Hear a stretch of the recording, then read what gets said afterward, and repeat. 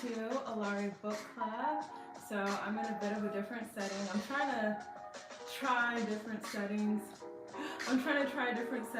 Out, you know, just to see where the Wi-Fi can be better.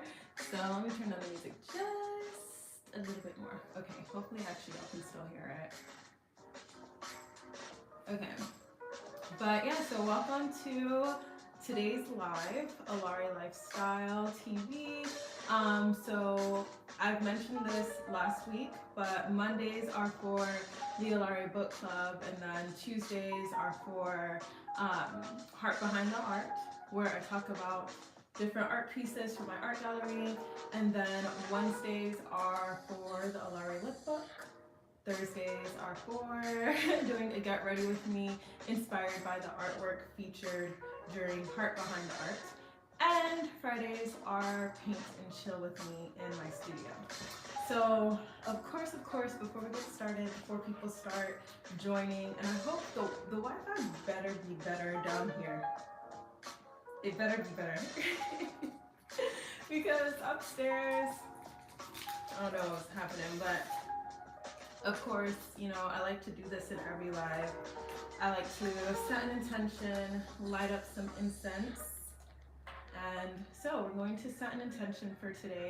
It's the first day of the week, which I always love because I'm like, okay, anything that I didn't get to accomplish last week, I have a second chance.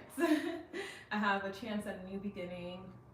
And I just feel like, you know, I want today's intention to be being bold and being brave when it comes, especially for women, when it comes to our dreams. Like, I think today's intention is for us to honor that gift within us. Everybody has their own unique gift, their own unique, you know, something special about them that God has placed within them.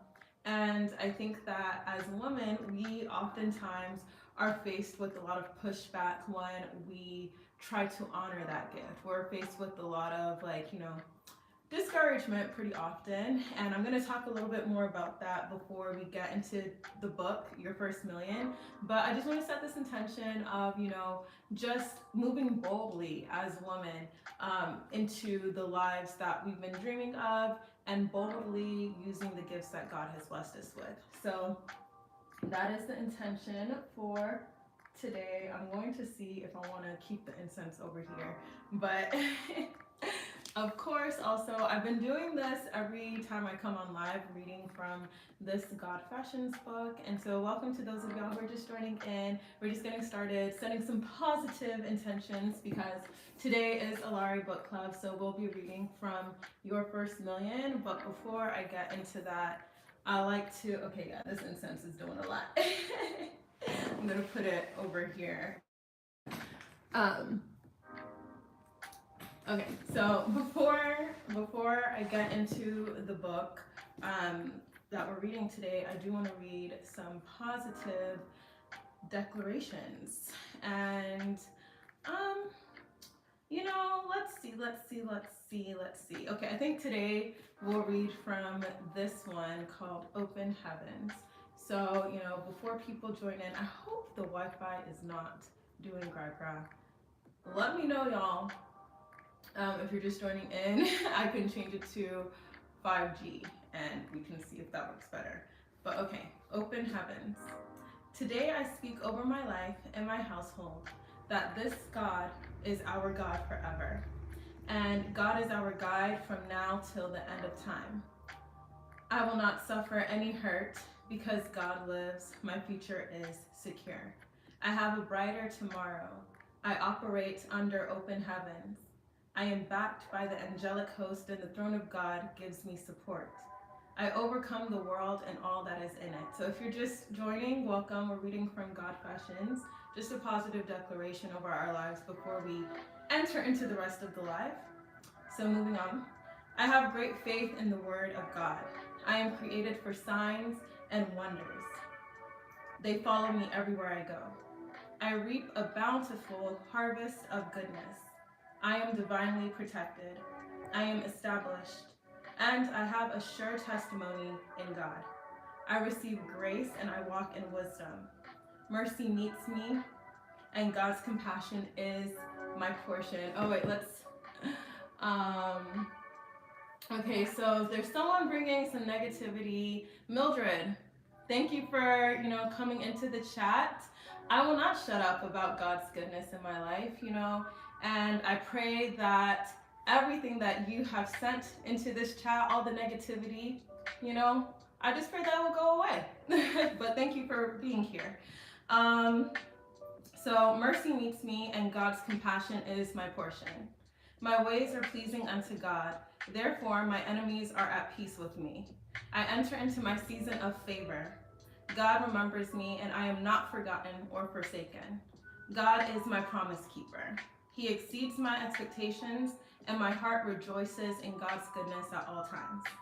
God is my joy and peace, and none can take them away. Even you, Mildred. Even you can't take it away. God's love has set me free. His covenant with me endures like the sun. God has shown his strength in my life. He has enthroned me in his power. I am redeemed, and my face is lightened. God is my shield, my defense, and my tower of strength. I will not see shame and disgrace. My head is lifted among my peers, and I am elevated. I make progress in life. My course is furthered.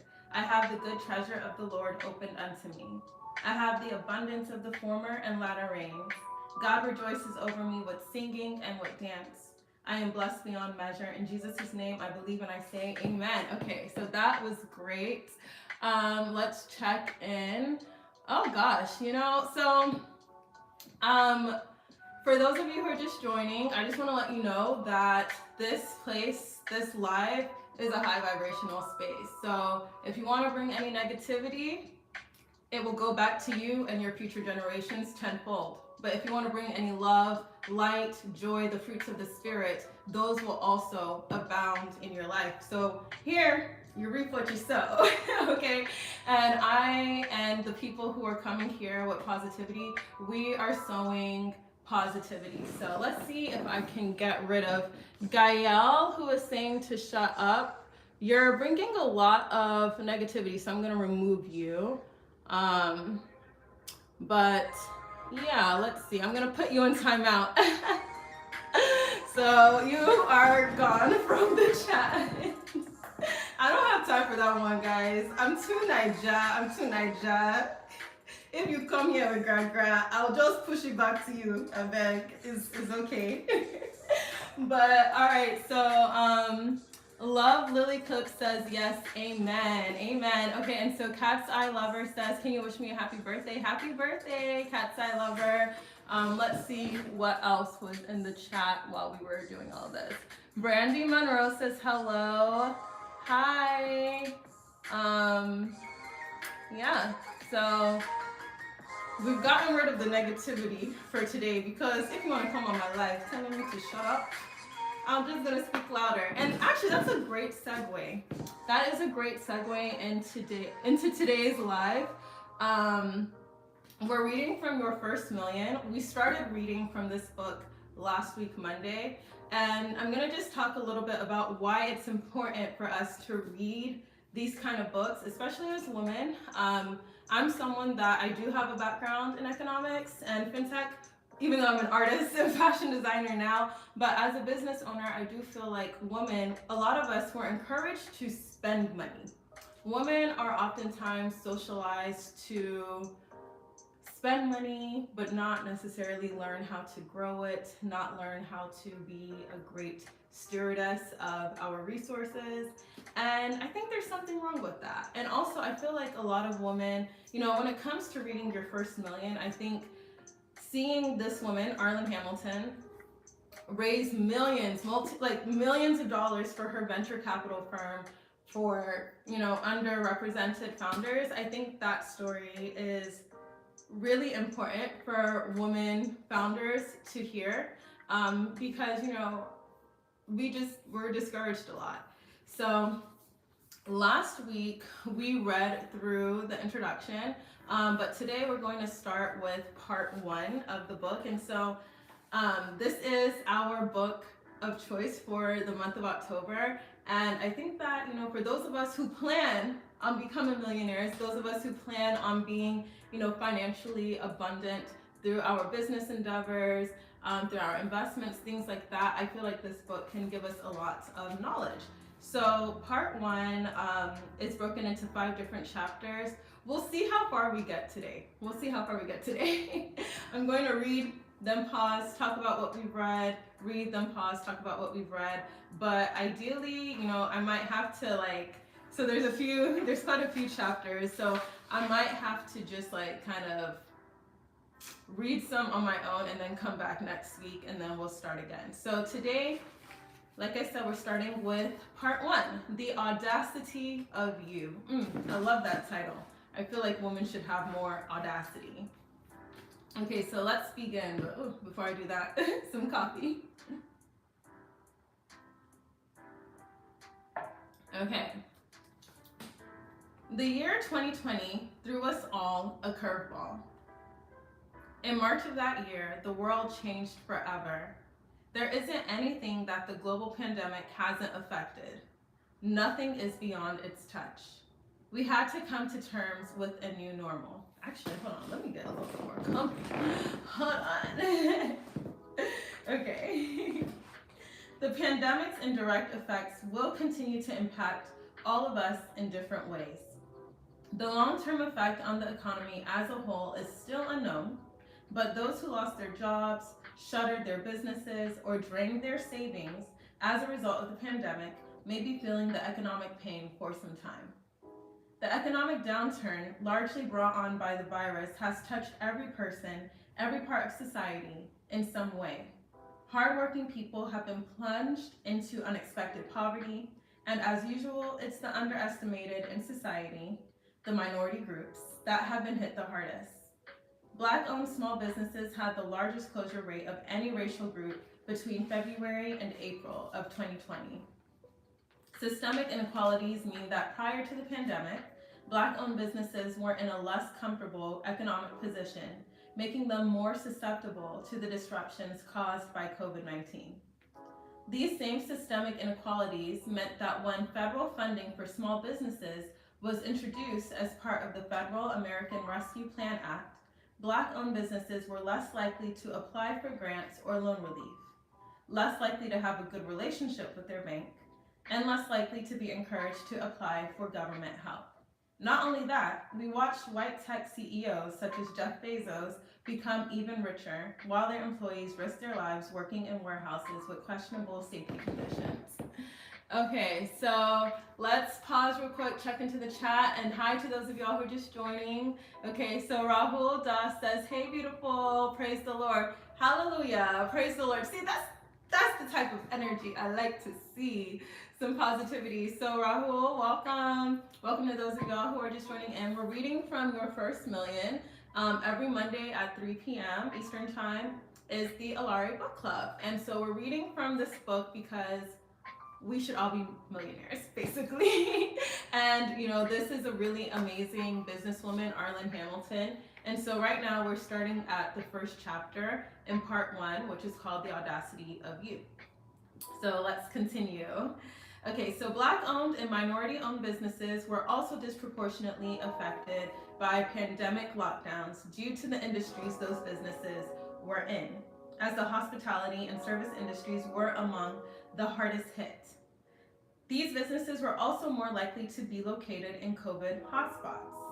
The House Committee on Small Business noted in their report on Black-owned small businesses that with the historic barriers to capital experienced by Black small business owners and entrepreneurs, state-mandated closures in majority-minority industries, while necessary to protect public health, may have caused a perfect storm, leading to many permanent closures. Not only did the failing economy hit BIPOC groups harder, the virus did too. Not because of any physiological condition, but because people identifying as BIPOC were more likely to be in jobs that put them at a higher risk of contagion. Alongside all of this, we watched Black people being murdered by police officers on the evening news, heard awful stories of violence against AAPI citizens, saw disturbing video footage of these attacks on social media, and then witnessed the backlash to the Black Lives Matter movement in the words of those who insisted that all lives matter. I'm talking to you too, Kanye. So this is what Arlan Hamilton is writing. Okay, let's see. Let's check into the chat. Rahul Das says, how are you feeling in his presence? I added you on Instagram, but you didn't follow back. I was waiting. Oh my goodness, I'll have to check. But on my business Instagram, I just kind of like just follow galleries or people I'm interested in doing business with. You trying to do business with me? Trying to buy an art piece? Let me know and we can discuss. Okay, so continuing, we're reading today from Your First Million by Arlan Hamilton. And right now, she's just kind of going over, if you just joined, she's just kind of going over the effect of the pandemic on minority-owned businesses. And so a lot of times, like the main story of this book, for the most part, is helping people to realize that you don't have to be born into a legacy of wealth to leave one behind. And so, you know, she's just kind of like setting the scene so we can understand just like the foundation in the US that a lot of minority-owned businesses do build upon. And sometimes that foundation is not the most stable. So let's continue reading. Okay, so it's been a rough couple of years, to say the least. If I've learned anything from this period of time, it's that nothing is certain. Nothing is immutable, and nothing is unchangeable. Prior to 2020, I couldn't even picture a world where all restaurants, shops, gyms, bars, and clubs would be closed down to keep the public safe. I could never have imagined a nationwide, practically worldwide stay-at-home mandate. It had to happen to be believed. Okay, so let's check into the chat. Rahul Das, sure of a believer is something different. You're so good when you smile and interact with your viewers. It feels good. Thank you. And so Anna Rolisa says, I love you. Mwah, sending you love too. Oh, I love this positivity. So those of y'all who are just joining, we're reading Your First Million for the Alaere Lifestyle Book Club, which we do every Monday.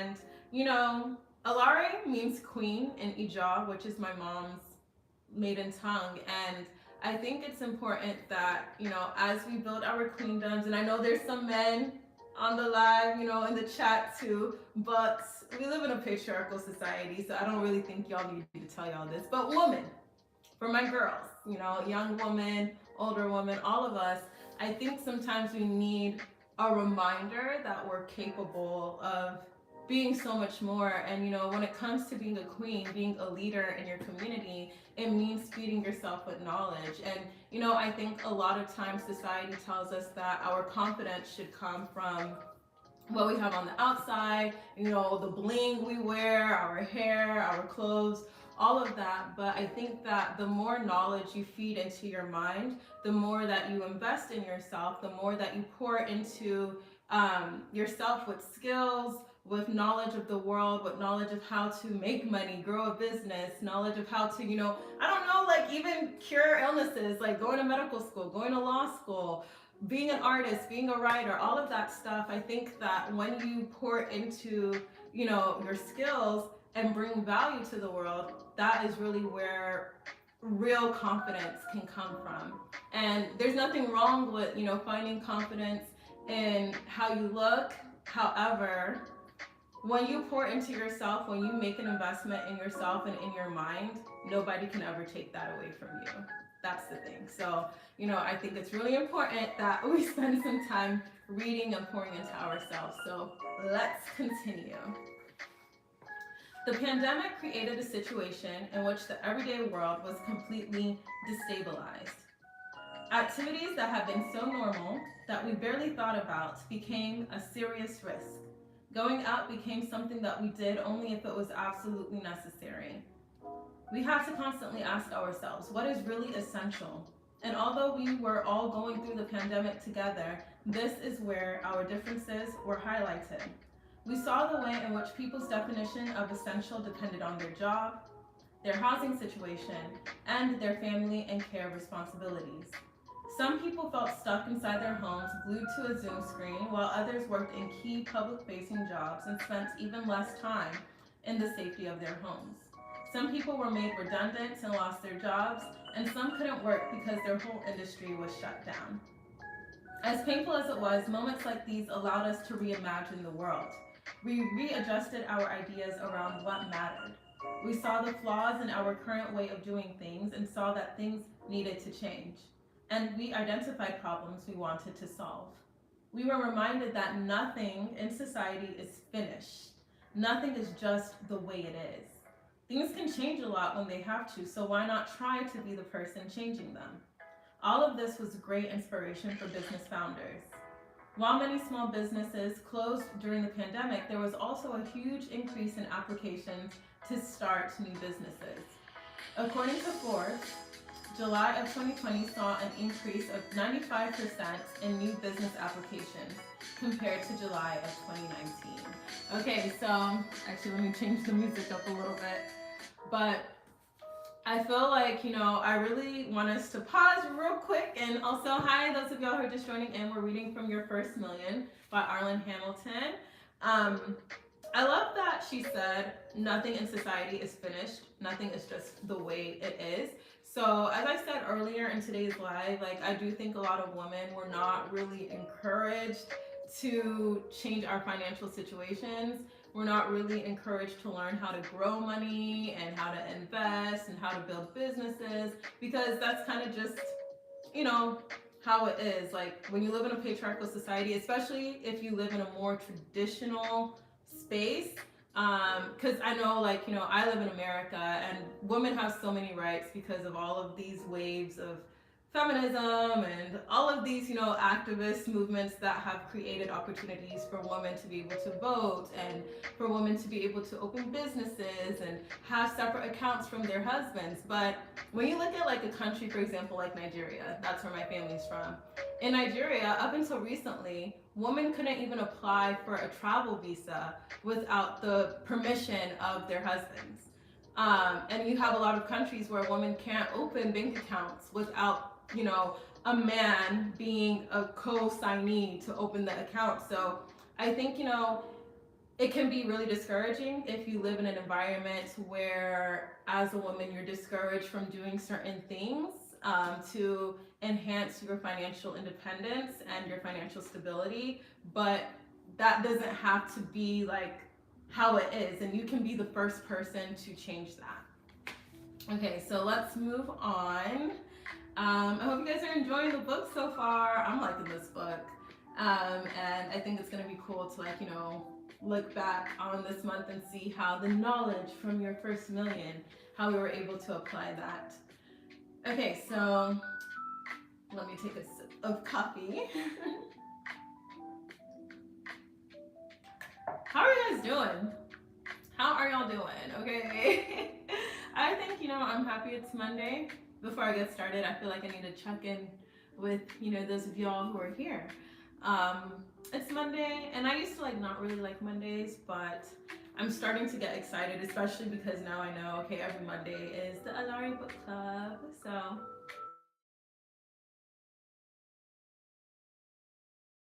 So, alrighty, let's begin again. So, according to Forbes, July of 2020 saw an increase of 95% in new business applications compared to July of 2019.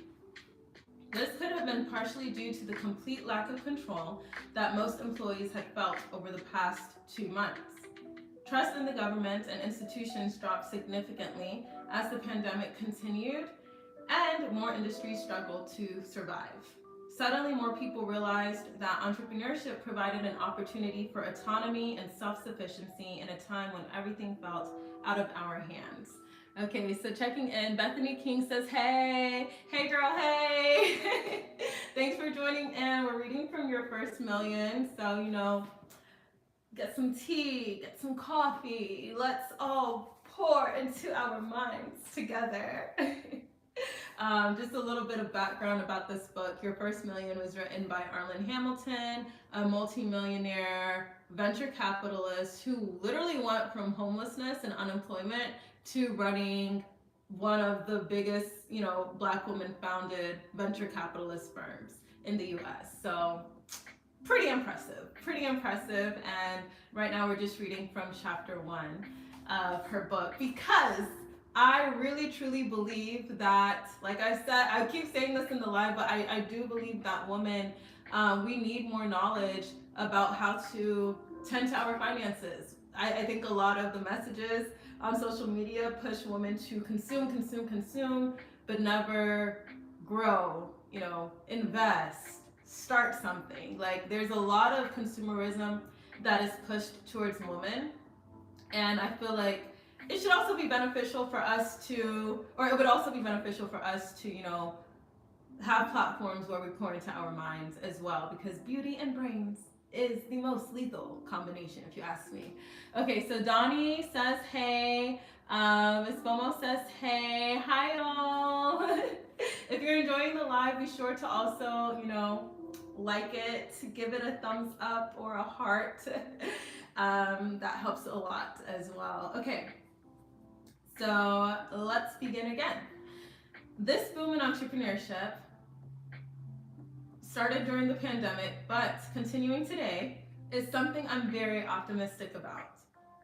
Innovation excites me too, especially when it comes from people who have historically been overlooked. I want to make sure that everyone gets a chance to be a part of the boom, to make the most out of the opportunities it will provide. I want as many underestimated people to start businesses as possible. I want to see underestimated people elevated to positions of power, and I believe entrepreneurship offers the quickest path to get us there. Alrighty. I don't know what Donnie said. I can't really read what that means. Can we talk work now? Donnie, I don't know what you say. What you're saying. Please rewrite it. Rewrite it again, please. Thank you.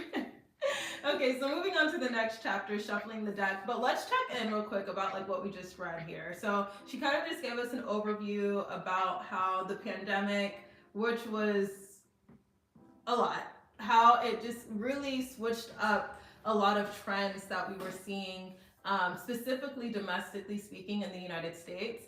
And those trends pertain to entrepreneurship and small business ownership by underrepresented communities. And so she just kind of gave like a little bit of background. And yeah, so we're moving on to the next chapter, shuffling the deck. If you want to like read along, this book is definitely available on Amazon Kindle and Barnes & Noble Nook. So yeah, Your First Million by Arlan Hamilton, our Alaere Book Club pick of October. Okay, so moving on. In 2017, only 0.02% of venture capital went to Black women.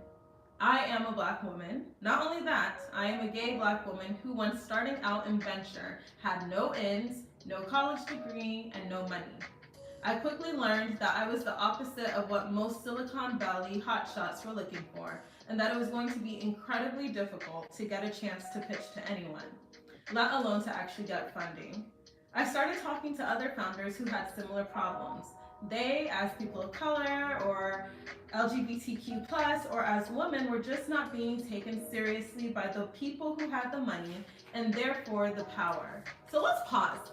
I want to just give my own 2 cents before we continue. As a founder, I wholeheartedly agree. I'm a founder who has 2 Ivy League degrees, a stacked resume, proof of concept, and a globally published book, and I still get people who question what I'm doing, who say, oh, you should just, you might as well just go get a job, or, are you sure that's gonna work? And I'm like, dude, like, do you see the material? I've already accomplished things. Like, I'm giving lectures at universities. Yes, it's going to work. It's already working. And I think that, I was watching this Bloomberg woman panel, and one of the founders on the panel was talking about how men get support and funding based off of a promise. Like, we promise that will work, or this is the future of this industry, and not really necessarily like their proof of concept. Whereas women have to overperform in order to even, get into the room. And, I think this is to be expected, like I said, in a patriarchal society. However, we can't just be like, oh, that's just how it is. And so I do think that books like this, conversations like this, platforms like, the one I'm building, I hope that it can empower women to still go forth in their business endeavors, to still go forth in their entrepreneurship endeavors.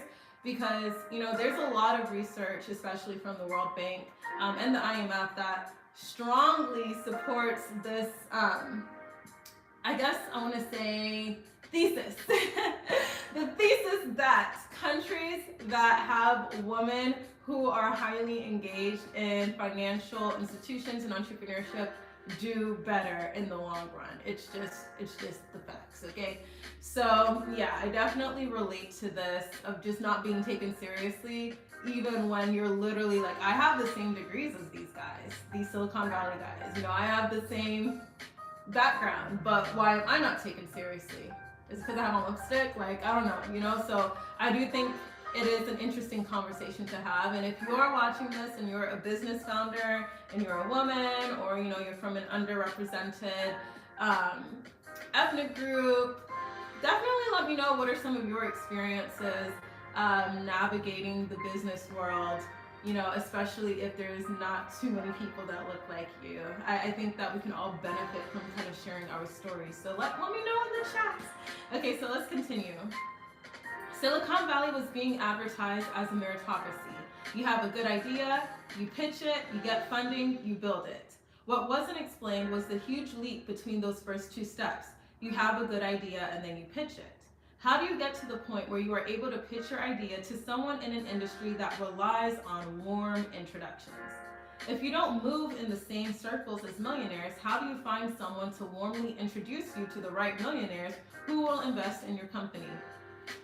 Even when founders from these underrepresented groups did get a chance to pitch, they were spending 75% of their meeting time providing proof of their worth.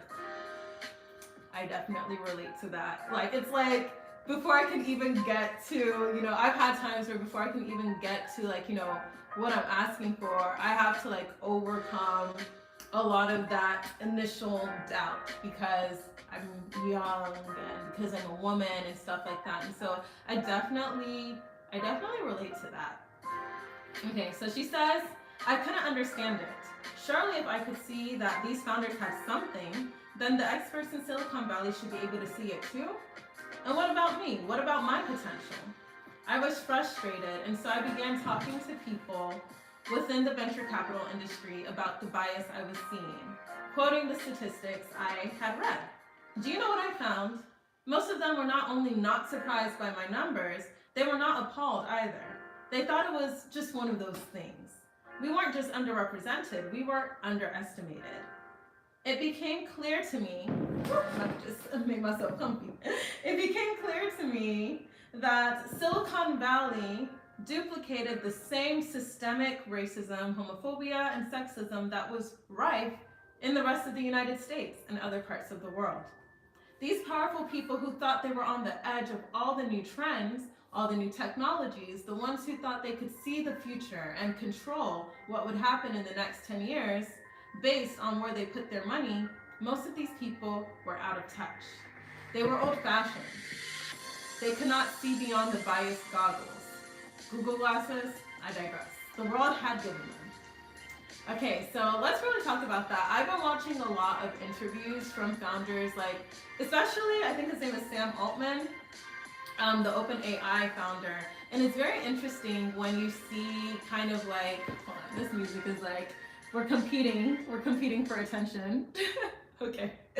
I've been listening to interviews by Sam Altman, the founder or the CEO of OpenAI, and just kind of doing more digging into a lot of the leaders that, society is currently placing on a pedestal. And what I found is their idea of the future is very much so informed by a very biased outlook. And, they're influenced by a lot of whitewashed sci-fi. And I think, when we look at the future, I just went to a conference called AfriCon, and it made me feel so inspired to see so many young African people across the diaspora, from the continent, from different countries, all coming together and just thinking about what our future can look like as young Africans and how we can invest in the continent with our skills while not having to necessarily rely on people who consistently underestimate us. So I think that, diversify, if you will, diversify kind of like who you look up to as we approach this new era of innovation. We're going to have people who have different perspectives at the forefront. We're going to have women who, we think differently because we're conditioned differently and because we experience different things than men do, different things than white men do, and so this is not to create division, but just to say that, hey, listen, like in the new world, as we, look towards the future, we're definitely going to have to, we're gonna have to kind of like pull on something different if we don't want to be like how we were in the past. Okay, so let's check into the chat. Prayed Up says Beyond Beautiful. Thank you so much. I hope you're enjoying. We're reading from Your First Million. Okay, from Arlan Hamilton. And this is definitely a business-y book, but I do think that, more women should be pouring into their business knowledge and investing in themselves in that way. And so I'm trying to do my part to pour into women's minds in a way that honors their capacity for greatness. So be sure to subscribe. To Alaere Lifestyle TV, because we will be reading this book every Monday from 3 p.m. onwards in October. Okay, so let's continue, shall we? Oh wait, Mozito says, hey, thanks for joining. We're reading from Your First Million, so stick around. It's a really good book, I promise. Okay, so I began to wonder, I'm reading from the book now. I began to wonder if I had been thinking about this new business idea all wrong. What if instead of pitching to venture capitalists and hoping that I could use my powers of persuasion to lock down an investment, I was the one making the investments? Hi, Mozito. So we're reading Your First Million by Arlan Hamilton. She's the owner of a venture capitalist firm that raises and invests multi-millions of dollars into the businesses of underrepresented founders. Okay, so let's check into the chat again. Mozito says, do you have a boyfriend? Oh my gosh.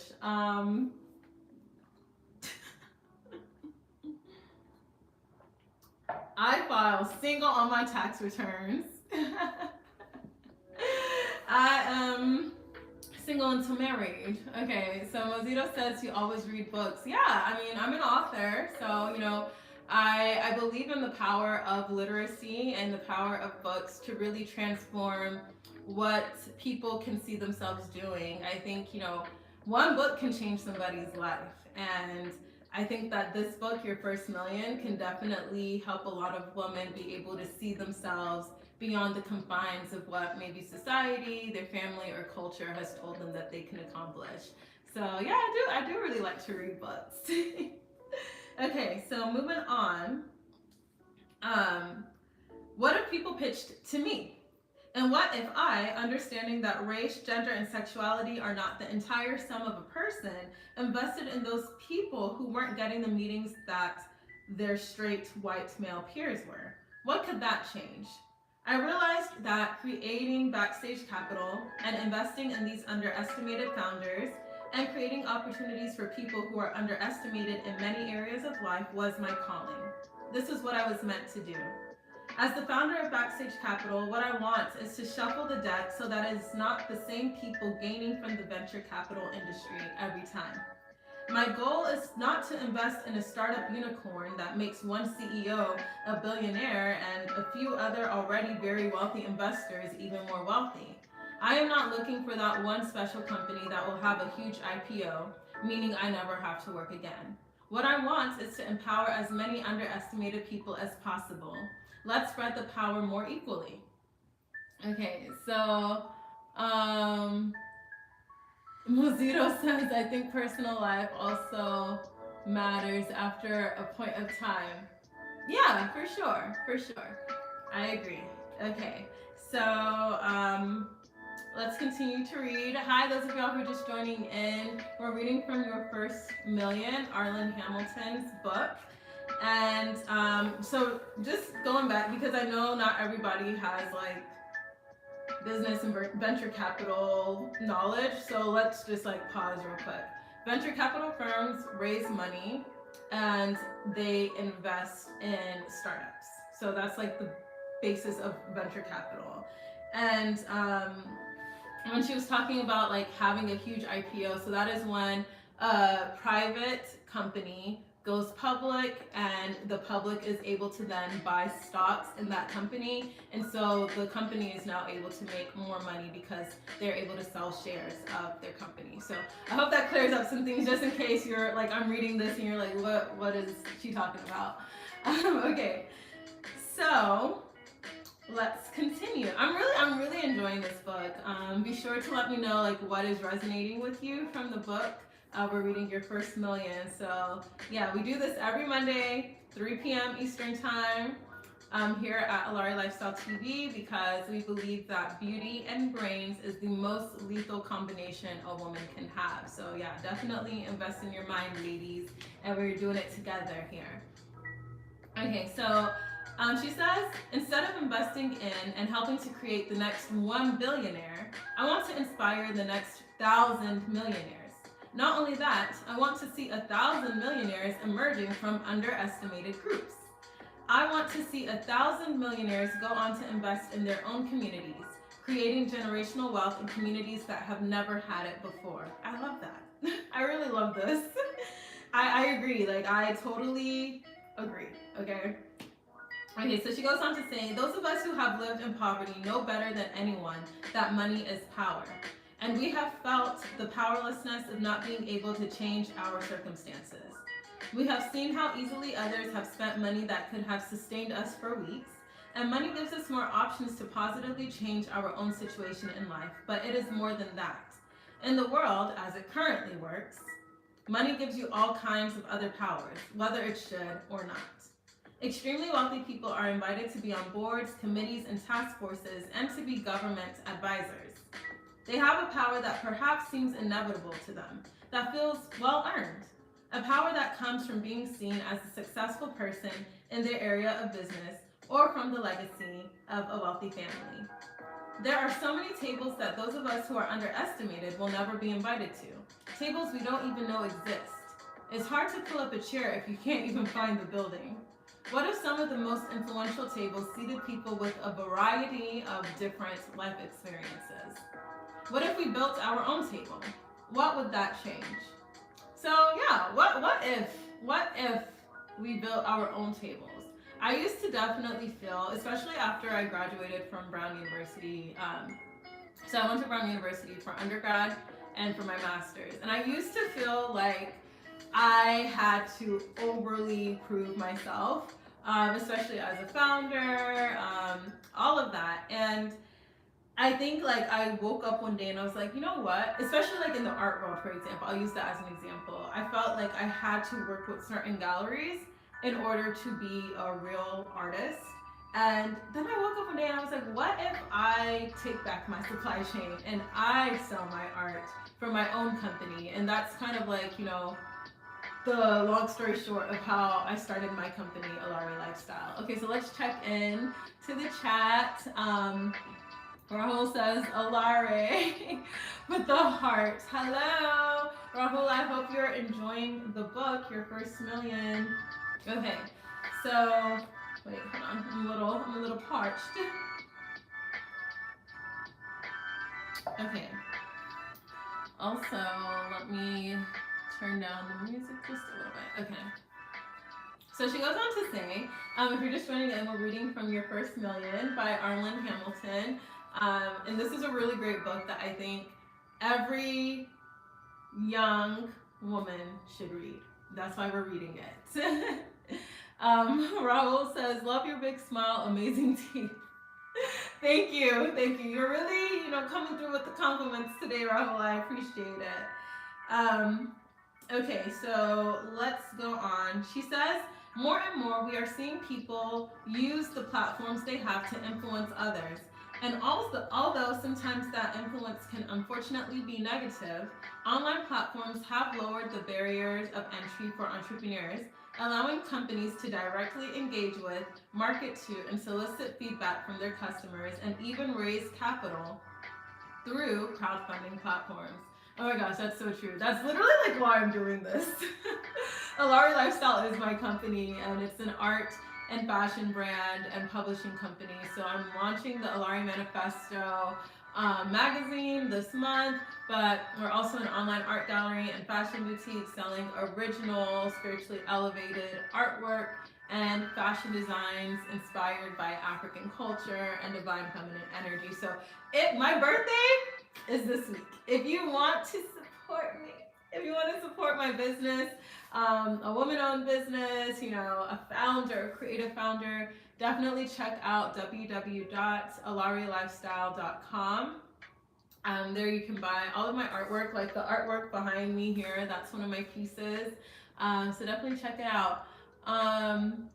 Yeah, okay.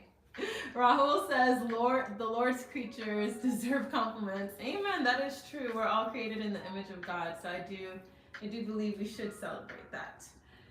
Okay, so let's continue. We're still in chapter 1 of Your First Million by Arlan Hamilton. And so, let's see, where do we stop? Okay. Although sometimes that influence can unfortunately be negative, online platforms have lowered the barriers of entry for entrepreneurs, allowing companies to directly engage with, market to, and solicit feedback from their customers, and even raise capital through crowdfunding platforms. The proliferation of coding schools and online learning, coupled with no-code tools, makes it cheaper and easier to start companies than ever before. Okay, so let's check in. I'm seeing like action in the chat. Joshua Boozy says, hi beautiful, hello. Hi Joshua, thank you for joining. We're reading from Your First Million. And okay, Rahul says, take care of yourself, beautiful girl. I need to prepare dinner now. Praise the Lord, good night. It is 1:23 a.m. here in India. Oh my gosh. Well, thank you for tuning in from India. I'm glad to know that we have a global community building here, and I hope that you subscribe so that you don't miss when I go live tomorrow and for the rest of the week. Okay, take care, Rahul. So let's go on. In fact, the barriers to entry are at an all-time low for underestimated entrepreneurs right now. And that means it is time for me to catalyze as many of those entrepreneurs as possible. It's not just that platforms have given more people access to the tools that they need to succeed, it's also that the curtain has been pulled back on what once was an opaque world. We now understand the process and the players. We can learn about other people's journeys through blogs, podcasts, shameless plug, listen to Your First Million, case studies, and books, like this one. More than ever, we know how much the startup world is our world too. It doesn't have to be set aside for people who look a certain way or come from a certain school. In my last book, I wrote that it was about damn time for us to be recognized and for underestimated people to be taken seriously. Now it's about damn time for us to get what is owed to us, what is waiting for us. It's time for you to recognize your worth and center yourself in your narrative. I can't do it for you, but I can give you a guide, and that's what this will be. I want you to spend the next few days reading this book, then take what you have learned and what you were able to do and use the next 5 years to set yourself up for the next 50. Okay, yes, so we just completed chapter 1. Let's take a pause. Let's take a pause real quick and talk about like some of the main points from chapter 1 of Your First Million by Arlan Hamilton. Okay, so like just something random. It would be so awesome if like in the next year, because I do like want to like bring guests onto Alaere lifestyle and like see what it can become. But it would be really cool to interview her. I met her briefly at a business conference and she was so cool, like honestly. Okay, so Jack Barron says, did you write this book? No, I didn't. So this book is Your First Million by Arlan Hamilton, but I am also an author. My book is called Force of Nature by Odemi Pesu. So you can check out my book. It's on Amazon, Barnes & Noble, Waterstones, Booktopia, like, yeah. So if you Google Force of Nature by Odemi Pesu, that's my book. But today we're reading from this book because I'm a founder and I feel like a lot of women across the world, in the US and beyond, just are not necessarily encouraged to invest in their business ideas. And there's just so much power. Like there's a wealth of knowledge accessible to us. And I really want a lot of young women to feel like they can use that knowledge to go forth and change their lives and create generational wealth for themselves. So we're gonna start chapter 2, but I know like we're almost approaching an hour of the live, so I'm thinking like maybe we'll stay on for another half hour. But we're gonna start chapter 2, and of course we're gonna be reading this book every Monday for the rest of the month. And yeah, I think that it's just really cool to be able to come on here. I feel like reading Rainbow. But let me know like if y'all are enjoying the book, and also let me know what kind of books y'all have been reading lately to enhance your mind. Yeah, so Rahul says you missed my last comment. No, I read it, but I think you weren't paying attention.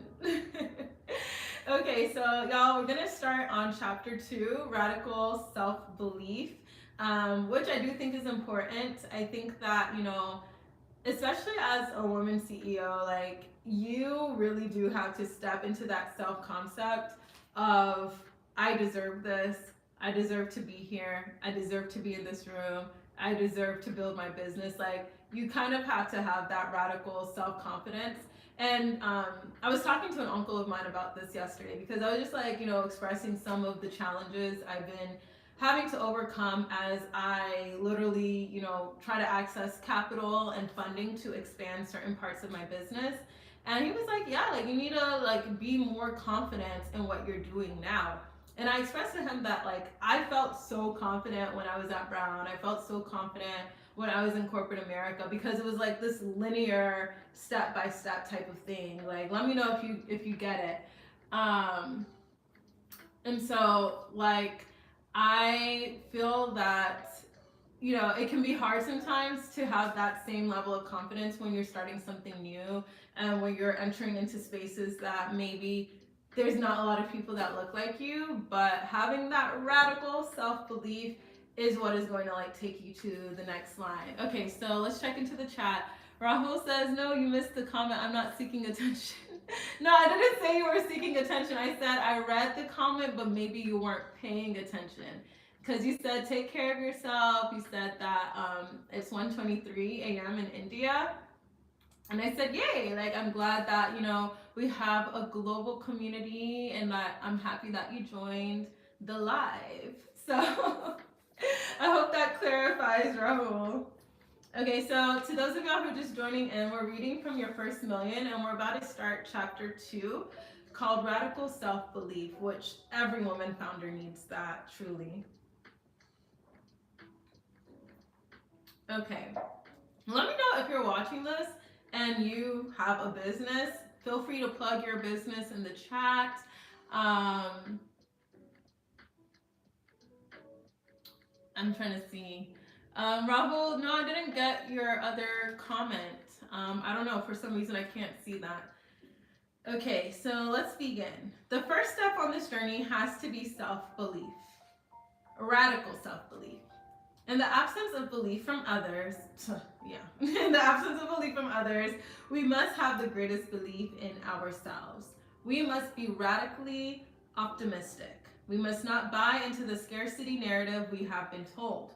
We must never try to be the only one, and we need to stop believing that there can be only one. Radical self-belief means setting goals for yourself that might seem way out of reach. It means looking at the achievements of others and thinking, why not me? And it means concentrating on all the things that you can do and all the talents that you have. I totally agree with this. I literally, I call myself an optimistic by practice. Like, I do think that optimism is a way of life, and it has to be kind of like a religion for you. And, I feel like, when it comes to seeing things in a positive light, it can really take you to the next level, in the sense that you are going to get so much further ahead than someone who just always thinks that they can't. And I remember when I was in 2nd grade, my teacher made us all write down everything that we thought we couldn't do. And we literally went to the playground and we dug a hole and we buried our I can'ts. And so I don't use the word I can't in my vocabulary. If there's something that seems really challenging, I encourage you to try incorporating this in your life as well. If there's something that feels really challenging and it feels impossible, although everything is possible with God, the best thing that you can do is look for what you have. Look for evidence in your life, in your talents, in your skill set that shows that, yes, I can accomplish this. And so, yeah, you really do have to kind of distance yourself from relying on other people to believe in you, especially when it comes to pursuing really big goals that may scare you and that might scare other people. You have to cultivate that radical self-belief in yourself. I definitely agree, for sure. Okay, so she says, think of it as the opposite of imposter syndrome. Imposter syndrome is a trap, and we simply don't have the luxury of time to waste on it, period. Radical self-belief is the knowledge that whatever you're being paid, it's not enough. Whatever power you have, you can always have more, and there's more than enough to go around. We have been taught that we can't be what we can't see, but I believe this mindset is limiting. We have to understand that we can be anything. I love that. We can. I was brought up by my mother, who is absolutely a strong, independent woman. She and the other formidable women in our extended family instilled in me a sense of self-belief. The strong, intelligent kind, Black people whom I grew up around ensured that I was proud to be Black. While I didn't see myself or my family accurately reflected on TV or in the media, I did see myself reflected in the actual people I was around. It was never a question to me whether we were valuable, whether I was valuable, or whether what I had to say mattered. The idea that anybody didn't think that I should be in the room just felt odd. It wasn't logical to me. This sense of self has kept my head above water in times of stormy weather and heavy flooding, and it has given me a strong foundation to build my experiences upon. When I am treated badly, I don't ask what is wrong with me. I question what is wrong with the person treating me that way. I was lucky to have good role models in my life, but even if you didn't have those kinds of people, it is never too late to begin taking yourself seriously. Build that strong foundation of self-belief, and you will not be swayed by the opinions and whims of others. So hi, if you're just checking in, or if you're just tuning in, we're reading from Your First Million by Arlan Hamilton. And right now she's talking about cultivating radical self-belief, which I think is a very valuable skill to have, the ability to believe in yourself and have faith in things that you cannot see. And I love that she talks about how, she never internalized this idea that she should question her value, even if other people decided to. I was raised in a similar way. I would say, my parents are both immigrants from Nigeria, and they always just raised me and my sisters to believe that we can be anything, we are not limited, and the power of God exists within us. So as long as we believe and we have faith and we match that faith with actions that are aligned with where we want to go, we can accomplish anything. So I want to extend that message to you as well, to believe that you can accomplish anything too. Okay, so let's continue. She says, there was always something in me that knew without a shadow of a doubt that I would someday be wealthy. It was like a book that was already written, that I had read almost to the end. I knew what was going to happen. I just wasn't sure about the timing. And it wasn't a hope or desire. It was something I just knew deep down.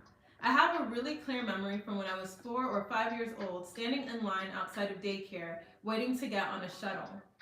At this point, my brother was a newborn, we were a single parent household, and my mother was only just making ends meet. I remember thinking clear as day, even before I understood what it meant. The world is going to know me. The world will know my name. It was my voice I was hearing, but it was being told to me. I didn't know how the plot would unravel, but I knew this was just the first and second chapters of a much longer book, and there was no possible ending where my circumstances didn't change. So, okay, I just want to like pause real quick from reading this. If you know anything about law of attraction, law of assumption, anything of that nature, you will know that Neville Goddard, he talks about, he's a really, famous author in that field of just belief. He talks about like living from the end. So when you have this assuredness, like it has already happened, it is done, then the universe has no choice but to conspire in your favor. And so it's like, let's say you have a goal right now, you want to get a full ride to your dream college. Live from this idea that it is already finished. It's like visualize yourself as if you're already there, and I promise everything will start to align, and you will start to align with that idea because your sense of self is rooted in this knowing that it has already happened. Okay, so I'm really vibing with this book. I feel like Arlan Hamilton and I will really see eye to eye. Let me know if you're liking this book so far. We're reading Your First Million by Arlan Hamilton. And also let me know if there's like books that you've been reading lately that have been elevating your mindset and helping you get rid of limiting beliefs. It's not too late in the year to get started on your goals. It's not too late in the year to like revolutionize the way that you view yourself and the way that you view your goals as well. Okay. All righty, let's continue. She says, because of this, I've managed to avoid some of the pitfalls of imposter syndrome. Even when I was 34 and still broke, I knew it wouldn't always be that way. When I was trying to start Backstage Capital with no money, no home, and no college degree, I still knew that I was worthy of being in rooms with wealthy people, that there was nothing that made them better than me. This radical self-belief is what kept me going when others might have given up. What I want to be able to do is share it with you all, to give you the confidence to understand how powerful and capable and worthy you are. Imposter syndrome is something that so many people suffer from, but they don't usually talk about it, because saying it out loud makes them feel like even more of an imposter. So they think that they are the only ones. That is wrong. Imposter syndrome is systemic.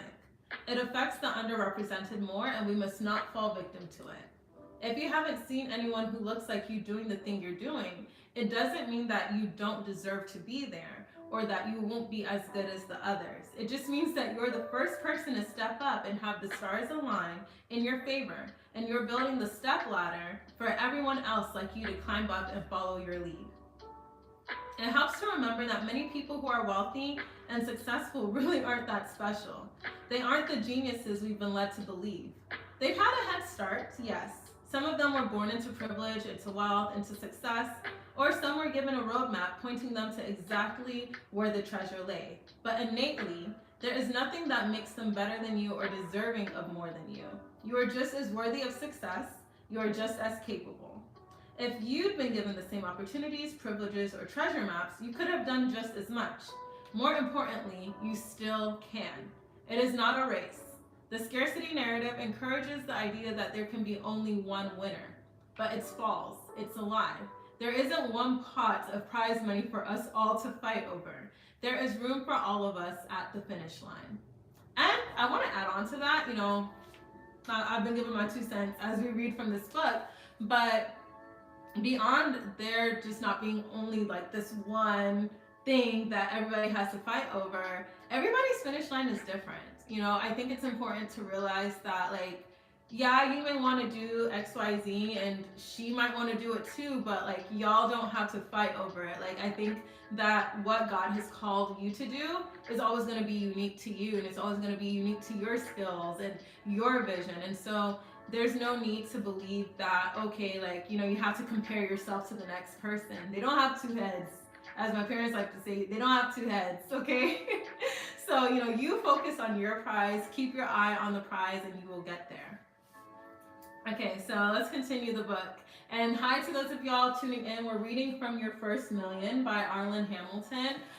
She's a really successful venture capitalist that raises multi-millions of dollars for underrepresented founders.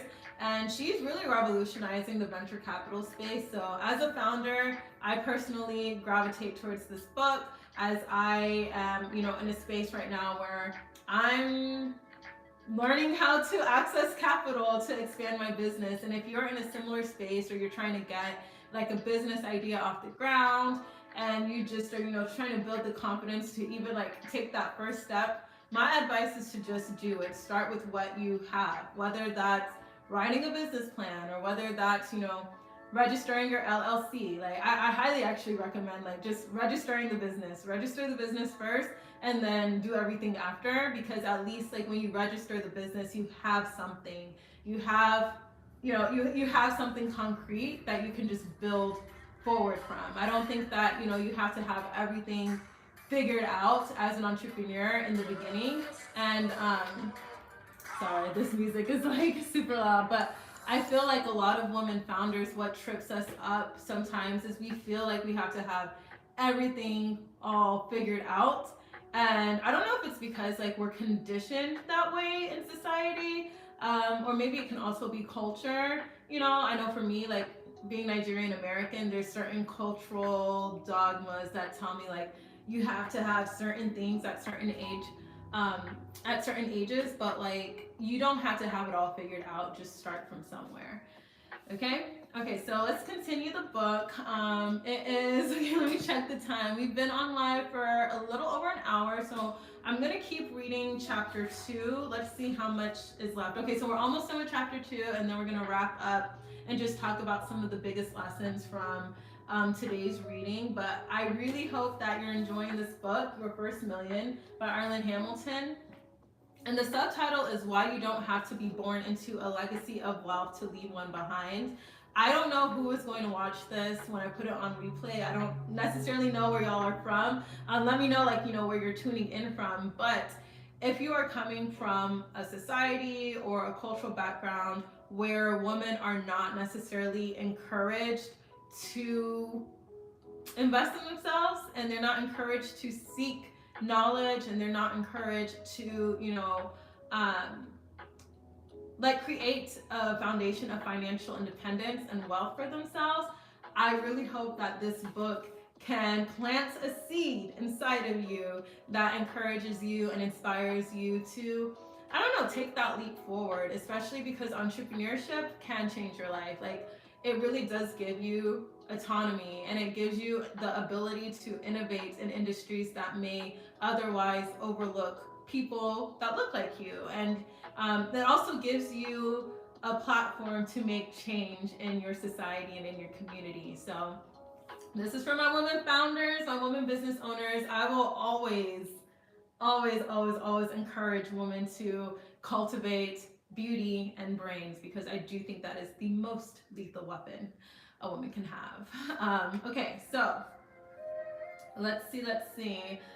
She says, it's not a big surprise that those of us who are underestimated have too often been afflicted with imposter syndrome, given that we are so often seen as imposters by society.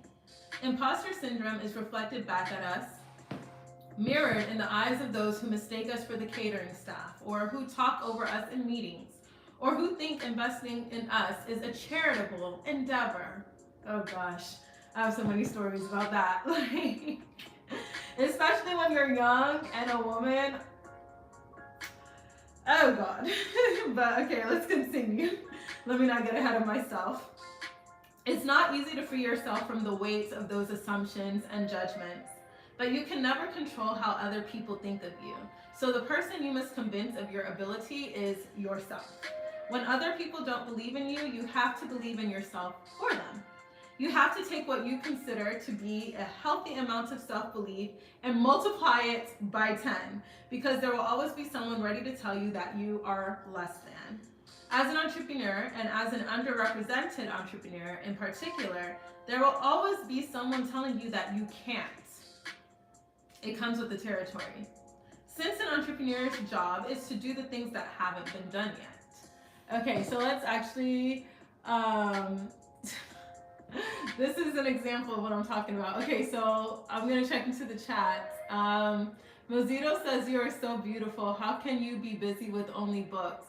So I don't think the two things are mutually exclusive, Mozito. Like, I think that beautiful women also deserve to be smart and intelligent as well. I think that women, you know, it's awesome to be pretty. I mean, I'm a former pageant queen. Like, I've done pageants, I model, and I do all that stuff, and I love doing that. But I also think it's important for me to utilize this beautiful mind that God has blessed me with and use the thoughts and the ideas that I am blessed with and my knowledge, my $500,000 worth of Ivy League education in my head to also make the world a better place. And so I don't think that, you know, there's anything wrong with being a pretty girl who likes books. And so, yeah, I think that it's really important for women to have a balance of both, you know? So Mozito says, I also read philosophy. Oh, dope. What kind of philosophers do you like? Please share in the chat. My favorite philosopher is Michel Foucault, and he has this really riveting concept about the panopticon, which we can talk about that another time, but society is very panoptic, and yeah, I'm gonna just leave it at that. So yeah, I do like philosophy as well, and I promise I don't spend all day reading, but I mean, and if I didn't, there's no issue. There's no issue. Like, there's women who literally are not allowed to go to school. There's women in parts of the world who they would give anything to have access to literacy. And so I'm not gonna waste that blessing. Like, I grew up in a country where, you know, there's free public education. I love that. Like, I love it. So hi Imre. I don't understand the language that you left a comment in, but I am gonna thank you for showing up in the chat. Welcome. So y'all, today, you know, we're reading Your First Million, and we're about to wrap up chapter 2. So let's get back to the book. But if you're enjoying this book and this type of like subject matter, talking about women empowering ourselves financially and entrepreneurship and business, all of that great stuff, because I don't know, I feel like that subject matter is a little bit considered taboo nowadays for some reason. For whatever reason, I don't know. I feel like there's an agenda right now to like get women to not invest in our minds. I don't know, it's weird. Oh, Mozito says, I am a law teacher. Oh, dope! That is so cool. Well, thank you for tuning in. What kind of, do you practice as well or just teach? That's really cool. My grandfather's a judge. I used to want to go to law school, but I did not. Yeah, one graduate degree, I was like, okay, you know what, I think I'm good. I think though I would totally be open to getting a PhD like in my 30s, but I do think law is really cool. So yeah, what kind of law do you practice, or like if you practice, I don't know, do you have to, let me know, do you have to practice in order to teach? Is that how it works? Okay, so Mozito is saying, although I sometimes slip before a beautiful girl. LOL, LOL. Mozito, where are you tuning in from? Are you based in the United States? Tell your students to tune in to Alaere Lifestyle TV every weekday at 3 p.m. But Mozito says, I am a practicing law practitioner. Dope, that's awesome. I love that. And I hope you're enjoying the book. Okay, so I want us to be able to like get through the rest of chapter 2 because literally we have like 2 more pages. So let me get back to it. Okay. Um let's see, where did we stop? Oh, okay. It's not easy to free yourself from the weights of those assumptions and judgments. But you can never control how other people think of you. So the person you must convince of your ability is yourself. When other people don't believe in you, you have to believe in yourself for them. You have to take what you consider to be a healthy amount of self-belief and multiply it by 10. Because there will always be someone ready to tell you you are less than. As an entrepreneur and as an underrepresented entrepreneur in particular, there will always be someone telling you that you can't. It comes with the territory since an entrepreneur's job is to do the things that haven't been done yet. When someone says this to you, directly or indirectly, what they're really saying is, I can't. How could they possibly know what you can and can't do? That's what I'm saying. When I said in 2015 that I was going to invest in 100 companies founded by women, people of color, or those in the LGBTQ plus community by 2020, people laughed. At this time, this statement was seen as absurd by some. It had been taken as gospel that the reason women, people of color, and LGBTQ plus founders were underrepresented in the startup industry was simply that there just wasn't that many founders in those groups. People told me I couldn't do it, that there wouldn't be enough viable companies to invest in. I said to myself, it is done, it is already a reality. Remember what I said about law of assumption, like you gotta live from the end, like it's done, it's happening, and then everything that happens in between, give it to God and give it to the universe. All right, and also align your actions with that.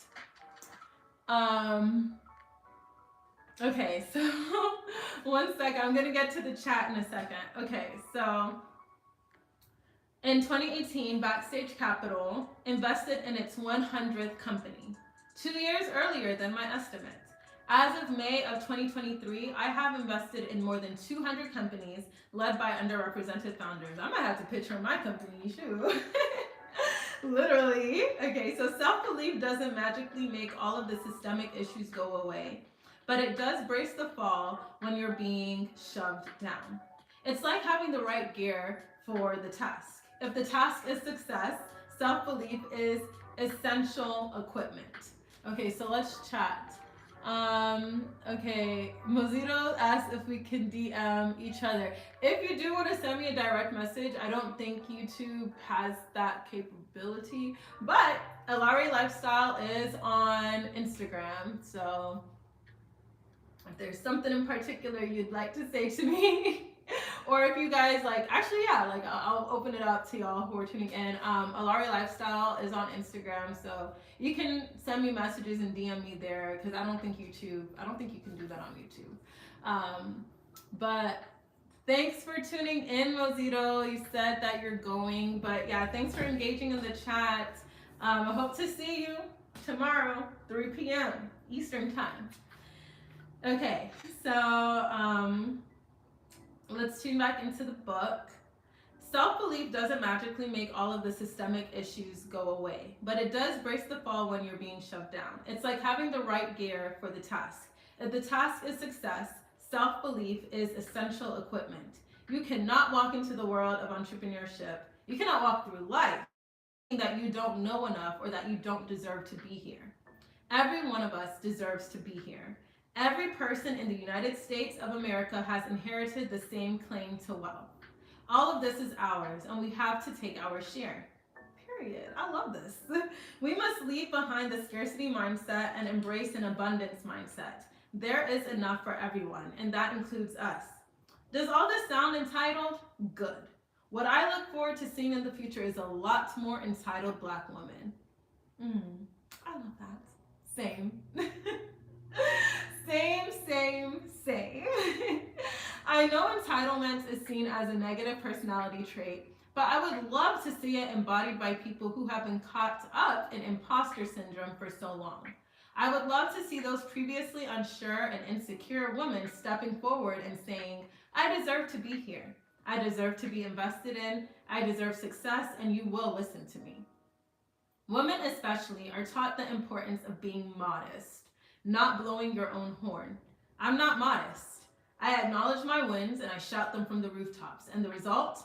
More than 200 companies and more than 30 funds led by underestimated people invested in, millions of dollars raised by others with my blueprint, millions of dollars generated by me in revenue, an often forgotten metric, and more than $1 million in scholarships, thousands of people empowered, entire words added to the startup ecosystem lexicon, and hope for the future. Without a doubt, Backstage Capital has changed the industry. And I am proud of that, and I want people to know about it. Who needs modesty? As Vice President Kamala Harris said, I'm speaking, I'm speaking.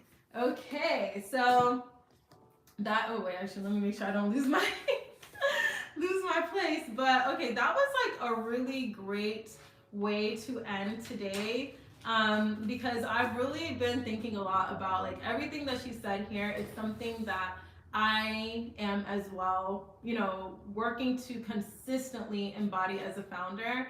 And if you don't feel confident, if you don't feel like you have that self-belief to go after your goals, I feel like one of the easiest ways to kind of like develop that confidence is to invest in yourself, invest in your knowledge, because sometimes we may feel scared to like go after a goal because maybe we think we don't know enough. Okay, so Google, read blogs, read books, go to your local library, sign up for a class at your local small business development center. I'm going to a class.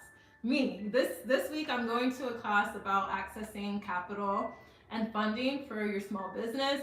And it's because I know that raising capital for my business, it scares me. It really does. But I think because I know that it scares me, I am aware that it is a worthy goal. And I think, when I competed in Miss Rhode Island, my friend Allie Curtis, she ended up winning. And, it's okay. I was fourth runner up, most photogenic. And what I love about pageants and stuff like that is you're around so many like beautiful and accomplished women, especially in the Miss America system. You do have to raise money for charity and things like that. And I remember my friend Allie Curtis, she won that year, and she was always saying, have goals that scare you. Do something that scares you every single day. So even me coming on live, and having this audacity to think that, I deserve to have a platform, and I want to use my business to empower other women, that is scary, because we live in a society where when women try to do something, it's always like, oh, you're a little business, oh, you're little this, da da da da da. People are always trying to kind of bring us down, and then let you be a black woman, let you be a Hispanic woman, a brown woman, and I'm not even trying to create division. This is just facts. It's just the facts of the matter, that a lot of times in many spaces when it comes to business and growth and self-development, women that look like me are oftentimes overlooked or underestimated. And I think what has helped me create that confidence and that radical self-belief and optimism towards my goals is arming myself with knowledge. Because nobody can take my degrees away from me. Nobody can take away, the knowledge and the books that I feed myself with. Nobody can take that away from me. Nobody can take that away from you. And so, that is the whole point of the Alaere Book Club. We are working to just really elevate the intellectual prowess of women across the globe. Specifically for me, as a woman in the African diaspora, I really do want to see more young African girls taking those leaps towards entrepreneurship. I know so many women, even in my community, who want to do certain things, but they've been raised to think, oh, let me not do that. Or if I'm too successful, what if I don't get married? And it's Amal Clooney is married. Kerry Washington is married. There's so many, Kamala Harris is married. There's so many successful women who have used their gifts and their minds to change the world and to, be a positive force. And so even in my book, Force of Nature by Odemi Pesu, that is really the ethos of the book, is to encourage women to go forth with their God-given talents, their God-given gifts, and not only be harvesters and conduits of love and light, but to use their minds, use their gifts and make a change, make a difference in this world. I mean, we only have one life, right? You only have one life, and you know, with my one life, yeah, I want to make sure that I can look back upon my life like when I'm older and say, you know what, I'm really happy I started that company. I'm really happy, you know, I took a chance with YouTube and went live every weekday at 3 p.m. So yeah, we talked a lot today. We read a lot, read some good stuff. Make sure you check out this book, Your First Million by Arlan Hamilton. But yeah, I think that I'm really happy. And if you want to, you know, tune back in with Alaere Lifestyle TV, I am live every weekday at 3 p.m. Eastern Time. We do the Alaere Book Club every Monday. This is the book of choice for October. Depending on how it goes, like maybe we might, actually no, yeah, we'll do one book per month, never mind. Tuesdays are Heart Behind the Art, so I talk about my artwork from my art gallery. So that's a piece of mine behind me right there. And then every Wednesday we do the Alaere lookbook, where I show you guys how to style pieces from my fashion line. And then Thursdays we do a like art inspired get ready with. And Fridays, paint and chill in my studio. So yeah, I really am so happy to have y'all here. Like, this is an act of faith for me, for sure. Going live, like, this is like, maybe it doesn't seem like it, but it does make me kind of nervous. Like, oh my gosh. But you know, I think if I can even just inspire one woman, it would make me happy. Okay, so let's check into the chat before I go. Joshua Boozy, I hope I'm not mispronouncing your last name, might be if I am, says, I like your hair. Thank you. Yeah, I decided to do something a little different. My birthday is coming up this later this week, and so I was like, you know what? I want to be blonde. I want to be blonde for my birthday. But yeah, thank you so much for tuning in. Be sure to subscribe. I'm going to post this live replay, so if you missed it, if you missed us reading from Your First Million and like the conversation, the riveting conversation that we had today, it will be up on my channel probably like by tonight or early tomorrow morning, and I will be back tomorrow, 3 p.m. Eastern Time. So yeah, with that, I bid thee farewell. Mwah. Bye, y'all. Thank you so much for tuning in. I hope y'all have a great rest of your day and a happy start to your week. All right, bye.